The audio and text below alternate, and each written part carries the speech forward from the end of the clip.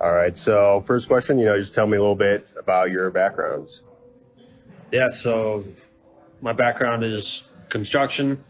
Been working on houses since I was in diapers. Flipped my first kitchen when I was 12. Flipped my first house when I was 19. Been doing fix and flips, remodels, new construction my whole life. My education is real estate construction management. Started my business about 5 years ago and been trying to focus on kind of new and improved materials to drive the industry forward versus using old and outdated systems just because that's what people are comfortable with. Awesome. And so let's just quickly recap the project you worked on us with. So you started with us when? Started with you guys, it would have been spring 2021, that project. 22. That was, yes, 22 this past year. That's this right. past year. And then can you just briefly describe the project we completed? Yeah, so this project we did in Arvada was a unique project. It's an accessory dwelling unit utilizing you guys' foundation system, but using it for the above grade walls as well. The concept being the foundation and the framing could be done in a fraction of the time versus standard stick built, and Right. the ease of use of it did not require all the subsequent contractors coming in after the fact to learn a new system. They could use all wood tools and materials and fasteners and everything Right. just as they would as if it were stick built construction. It just made it easier. Specifically plumbing, underground plumbing coming in through the foundation. They didn't need a core drill to get their plumbing line through. It was just a simple wood drill. They had it done in a fraction of the time. So that saves time? Oh my God. Huge time. They didn't have to go rent the core drill to cut through the 6 inches of concrete. They used a wood drill, and they were like, it cut through like butter. And they had it done in 5 minutes rather than like 3 hours. Okay. And so the guys were done in the afternoon versus being there till the evening. Okay. And they were super thrilled with it. They're like, this is the easiest foundation we've ever dealt with. I didn't know that. Yeah. That's good to know. Okay, and so all your previous projects you've used concrete, right? So what compelled you to go with our system? Like, what frustrations have you had with concrete in the past? Yeah, so concrete, very volatile to the economy. As oil and gas prices increase, so does the price of concrete. Oh, interesting. Not only the price to produce the concrete, but the price to deliver it. We're relying on diesel trucks to transport and deliver the concrete. And Right. the higher the gas prices, the higher the prices are to deliver that. You're also limited to a schedule within the year. There gets to be a point during the winter that you're no longer really able to pour concrete because of the temperatures.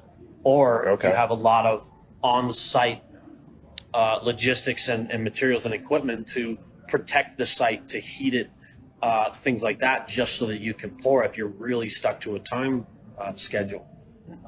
And then on top of that, just the fact that this type of foundation would go in a matter of a day or more, depending on the size of the project, significantly cut down on the time of the project. Yeah. The big time wasters on a project are those upfront type portions of the project, the foundation, the excavation, the framing, things like that. Those take up Right. the most amount of time up until the very end of the project when you're doing punch list stuff and it's having all these subcontractors come in and adjust and fix things, versus having this system. It cut down on material waste. It cut down on the reliance of the vulnerability with the market. It cut down on the schedule. It cut down on the number of skilled laborers that you had to have, and its ease of use with other contractors coming in, electricians, plumbers, HVAC. They were able to use it just like it was wood versus having to have specialty equipment to work with the concrete. Okay. So what you're saying is cut down on the time significantly, and also the tradespeople, it wasn't like a big change in how they had to do things. In fact, It made their jobs It didn't require them easier. to learn new systems or utilize specialty equipment to deal with the concrete. It allowed them to get their job done and move on to the next project, which was a benefit for everybody Okay.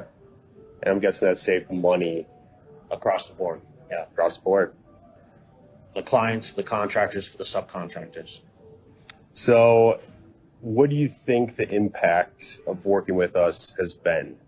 Like overall, and also, there was a little bit of a hiccup with the setbacks. So if you could also just go into a little bit of detail and explain what happened there. Yeah, I mean, just to start off with, the benefits of working with you guys is the ability to sell to clients that we can cut down on their timeline as far as the build schedule significantly upfront. The cost was not significantly higher than concrete is currently. Okay. At its lowest point, it couldn't compete with concrete price-wise, but it still cut down on the schedule, which in construction and everything else, time is money. Being able to cut down on that schedule means you're not having all the holding costs and financing fees and everything that goes into having a project extend beyond its timeline or even the standard timeline. Being able to cut a month out of construction at the beginning because you're cutting out inspections, different requirements for installation and excavation, things like that. On top of that, construction has problems. Right. Since the beginning of time, building the pyramids, nothing has ever been constructed without any problems. Right, yeah. Problems happen. That's why contractors are here. It's not because construction is theoretically able to be done perfectly. It's because they know problems happen. We're here to be problem solvers. This allowed us to, because of a simple mistake on setbacks, we were able to adjust the location of this foundation in a matter of an afternoon. Versus if it were concrete, we would have had to completely demolish what was done and start completely over, and that would have doubled the cost of the foundation because we would have had to start over, as well as add to the demo and removal of the existing foundation that we put in correctly. So instead of it being triple the cost, it only was a fraction of the cost increase just to move the structure. So that ability alone allowed us to have a little bit more flexibility, and when a problem does happen, we can fix it a lot faster, a lot cheaper, and actually be able to fix it versus having to scrape and start completely over. Yeah, and if you just had to put a ballpark number on what it saved you in cost compared to concrete, just for that. I mean, the foundation was, rounding out, just giving a guesstimate, was $20,000. Yeah. If it were concrete, it would have been the same price. I would have had to eat that $20,000. I would have had to pay another $5,000 to have it removed, and then pay another $20,000 to reinstall that. So it would have been $25,000 that I would have had to eat in that project. That project was already super tight on the budget anyway. That would have made me lose my shirt on this project. Instead, going with the McCue system, it cost me $3,000 to move it. And that was an afternoon. In an afternoon. It did not delay the schedule at all. Yeah, that's pretty incredible. It's phenomenal. Yeah. So where did you first hear about us? What piqued your interest when you I think I first heard about you guys at one of the tiny home shows when you approached us and were asking about us, and then we went and saw your system, and then I looked it up. I didn't think much of it because we were focusing more on tiny homes on wheels. Yeah. But that's what made me think about using your system for above ground projects. Right. Rather than it be a foundation solution, I thought, hey, we could throw their system on a trailer and have this thing framed, insulated, and very structurally sound in a day, versus the 2 weeks that it would have taken me to frame a house in the first place. And so that was a benefit right off the bat. However, putting it on a trailer meant all regulations, all certifications, all licenses, all code compliance was out the window. And it would come down primarily to just me saying, yeah, this will work. Because when you put it on wheels, there was no compliance regulations to abide by. All code compliance went out the window. That's why they were putting them on wheels. Oh, so you're saying when you're building a tiny house? When you're building a tiny house on wheels, that's why the number of tiny home builders is during 2015 to 2019, 2020. I was seeing on average of like 10 to 20 new builders a year coming out of the tiny home builders. Tiny home builders specifically, because they were not required to be licensed. Oh, interesting. You could have your background could be, one of them literally was he used to be a jeweler. And he decided to no construction experience. No construction experience. Oh yeah, that's not good. Yeah. That's not really who you want building. Yeah. And so having looked at that and then being in my tiny home building business, most every client that approached us to build a tiny house, after our investigation and looking into their goals and objectives for their project, it made more sense to do it on a foundation because it was an investment opportunity at that point. You tie it to a foundation, tie it to land, it's going to appreciate in value, versus putting it on wheels, it's only going to depreciate. They're going to lose money on it, guaranteed. Yeah. So every project we did, we ended up doing on a foundation because it was a better investment. And they were looking to do it as an investment. They were looking to do it as a short-term rental, or have it be a place for family and friends to stay when they were visiting, or it be somewhere that they wanted to stay. Yeah. And be on somebody else's on somebody else's property. But across the board, it was better to spend. If you're spending upwards of $100,000, I'd rather make sure that I can make that $100,000 back versus just watching it burn up in the fireplace. Right, that makes sense. And so when we were looking at that, well, we just figured, well, hey, it makes the framing go easier because it's a panelized system. If they can do that as a foundation, which was the original concept of the McCue system in the first place. Yeah. Why couldn't we just go above ground and have a one of these smaller units be framed up in a matter of a couple of days versus a month or 7 days? Yeah. And so again, cutting down on that timeline for the construction schedule, and whereby cutting down significantly on the costs. Oh, nice. Well, that's good to know. Yeah. Yeah, because you were the first one to do it above grade. Yeah. Like what's the big issue in all of housing right now is affordable housing. Yeah. The issue with affordable housing is the cost to build. Yeah. Is as costs go up, the cost to build goes up, and so it therefore becomes unaffordable. Right. However, if you can build these things and they're no longer custom, they're prefab, and they can be constructed very, very quickly in any climate zone. I mean, that's the future of building right there. That's what they're trying to do with modular construction. With modular construction, the unfortunate part of that is it is very specific to the location. Texas builders can't build a modular home that can be placed in Colorado. Oh, because their insulation requirements, their snow load requirements, their wind load requirements. If we build it to the highest load requirement that Colorado has, then it'll be accepted. It'll be accepted everywhere. Country. Exactly. Okay. So I asked like a couple questions. How likely are you to recommend us? 100%. Absolutely. I think this is the future of foundations, of building, and it makes way more sense. I remember you said something about Elon Musk and going to Mars and building homes.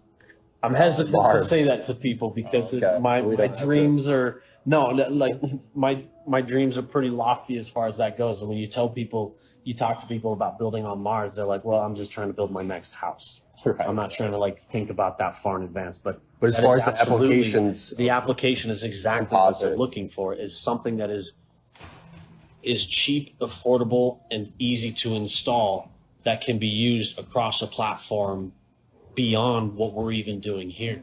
Right. I mean, this is something that we can use in every climate zone in the United States. This is stuff that you could ship out in a container out to Africa, South America, Asia, and be affordable housing that can be built on the spot. This is things that you can be shipping up to the moon and building space model and space structures and out to Mars. That could be, especially if you can get this to be a machine developed that they can Like a 3D put them, printed. exactly, a 3D printed type, because that's ultimately what they're doing. They've already awarded it to Icon in Texas, is they have to Build the 3D homes? print it to build the homes, to be developing homes to be built on Mars. That's interesting. And why should someone listening go with our system versus concrete? I think you listed a lot of Yeah, I reasons. mean, time, money, and ease of use are the top three. Yeah. Ease of use across the board. Even when contractors aren't used to using the system, you tell them it's just like wood. Their drills, their screws, everything apply just like it would using wood. And then plus you're saving a ton of time, and it's a more, because of that, it's a more affordable product, especially with prices the way they are right now. Yeah, so you're saying it's not any different than what's currently being used for the people that are working For with the standard system. foundations, for single home, for single family construction, yes. Garages, ADUs. Absolutely, and especially in the affordable home market. Awesome. Last question. Anything we can do to improve? Just getting the word out there. I mean, letting people know, letting builders know. Just allowing people to understand what those benefits are. That's been the biggest hindrance for us as far as sales and talking with clients, is they're just not used to the concept, and anything new people are hesitant to use. And so having the education and the systems available for people to understand the benefits of this, I think will go a long way. Yeah. Yeah, I'd say, there's a lot of people that are afraid to use a new product and a new system, especially for their foundation. Yep. But for you, that wasn't a roadblock. It wasn't a roadblock because you guys had the ICC certification already. The International Code Council had already looked at this and said, yes, this applies. Yeah. I literally, at our Arvada project, I have never had an inspector be so thorough with his inspection as this, that he literally would make me pull out nails and screws to show him the type of fasteners that were going into this. Interesting. And every single time we were able to look back at the IC certification, and he was able to reference that and say, yes, everything here checks out. Yeah. It was the most intense inspection I've ever had, and it went off without a hitch because everything was, all the I's were dotted, all the T's were crossed, and everything was documented, that he was able to say, this is great. I've been doing this for 30 years and I've never seen anything like this. And he passed it right there. Well, that's another good testimonial. The inspector being impressed. Absolutely. Oh, absolutely. I might have to talk to that inspector. It being a new system and them coming in and being like, this is great. It does all the stuff, and it has all the things that we require as far as the fasteners, the Simpson ties and things like that. And then just having everything in that book, it made it so much faster, and it negated several other inspections that would have been required if we did a concrete foundation. Well, that wraps up the interview.